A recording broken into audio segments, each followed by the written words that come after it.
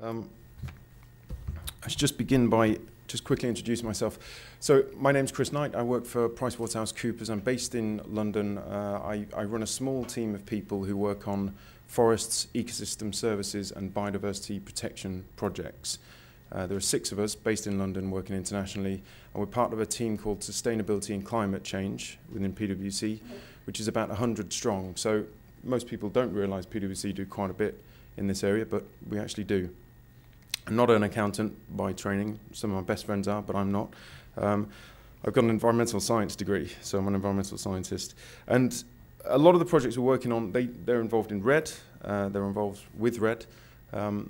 We also deal with things like habitat banking as well. We're helping corporates respond to the whole TEEB agenda. I don't know how many of you have heard of TEEB and are aware that this year is the International Year for Biodiversity. But we're helping companies respond to that whole issue as well. So we work on lots of different interesting projects. Lucy asked me to come along and speak today about forest financing. And the reason for that is we've had a fair bit of experience looking at this from a banking perspective. So members of my team helped develop the Equator Principles, which have now they've now got over, I think, 60 banks signed up to the Equator Principles, adopting the Equator Principles. They also helped implement some of the policies in places like HSBC and ABN AMRO as well, around forestry, but around other issues and just generally around sustainable development, and they appreciate how challenging that is. And for my part, I worked about 3 years ago for about 3 months with the Malaysia Forest Trade Network, just looking at these issues, the relationships between the finance and the forestry sector in Malaysia and the real challenges in banking sustainable forestry operators. So I guess what I just wanted to quickly talk about are some of the challenges as I see them in banking sustainable forestry and in getting finance into sustainable forestry operations. And these apply in particular to this part of the world, but apply, I would say, generally across the tropics. I think from a banker's perspective, the first challenge really is to decide what your risk appetite is. You know, which parts of this sector do you actually want to get into? Because it's quite a diverse sector and the risk profiles for different operators they vary immensely, really. Now, some banks don't even want to touch this sector. They were involved in it years ago and they got out of it for different reasons. Some of those have thought about getting back into the sector. Some banks are just interested in industrial tree plantations. They're not interested in natural forest management and the risks that are associated with that, or the complexities associated with that. So I think that's the first thing that banks need to decide is, what is our risk appetite here? What are we interested in getting involved with? Now, following on from that, ideally, it's a policy which dictates the kinds of standards they're looking for their clients to meet. Now, when we looked at this about 3 years ago, we began looking at this before we developed this toolkit, which I'll quickly run you through. There are about 16 banks, 16, 17 banks with policies. There's now over 25 banks around the world with sustainable forestry policies. And they vary massively. Some of those, I think we would say, are meaningful policies. They've got a lot of detail in them. And some of them are quite short and quite vague. And if you were to ask me, you know, what's my measure of a good policy, I would say size matters. You know, the longer the policy, the better. It's going to have more detail, it'll be more explicit about what you actually mean. And it'll give also your employees more guidance on what it is they're supposed to be doing with that policy. Second challenge is just determining what the scope of that policy will be. The biggest driver of deforestation, the biggest driver of forest cover reduction and degradation of forests isn't the forestry sector, it's agriculture. Now, most banks with a forestry policy haven't extended that to the agriculture operators that they bank. So that's a question for a lot of banks still, is how they're going to extend the scope of that. And then ambition. We've talked a lot about certification, and you'll always be hearing about certification.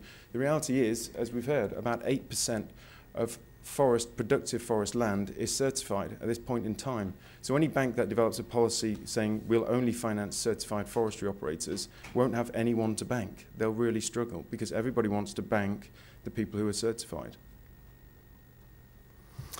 So I guess the challenge even for the banks that have policies then is supporting the people that they've been banking for years which don't actually meet those policies. And this was a big challenge for companies like HSBC and for Citigroup when they launched their own sustainable forestry policies.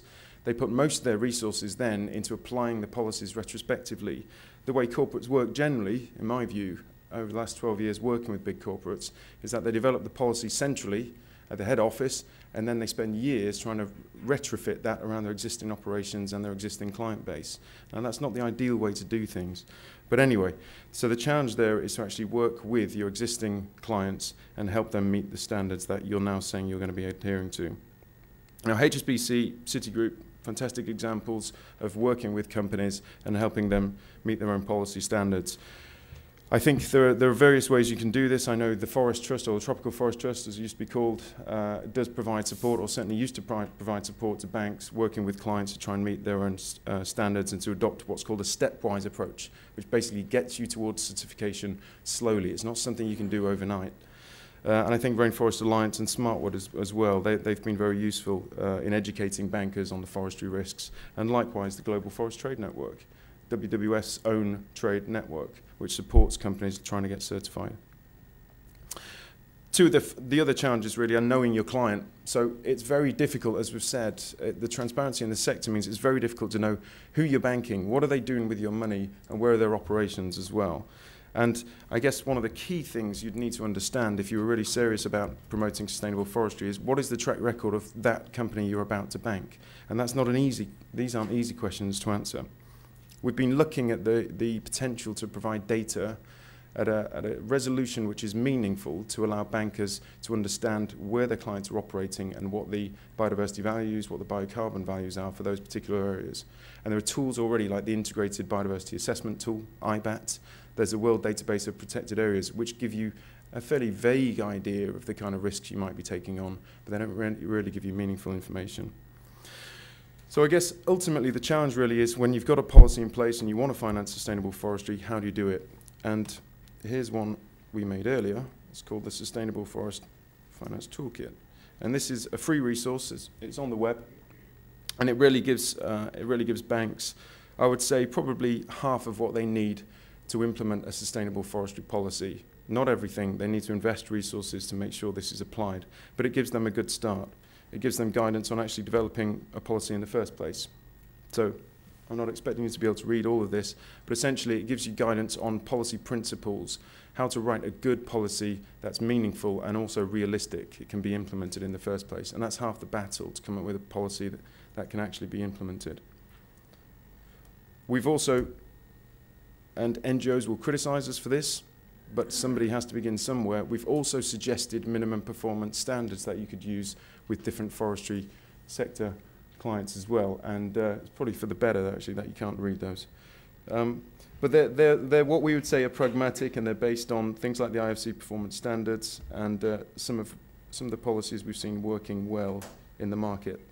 So that's a section on policy development.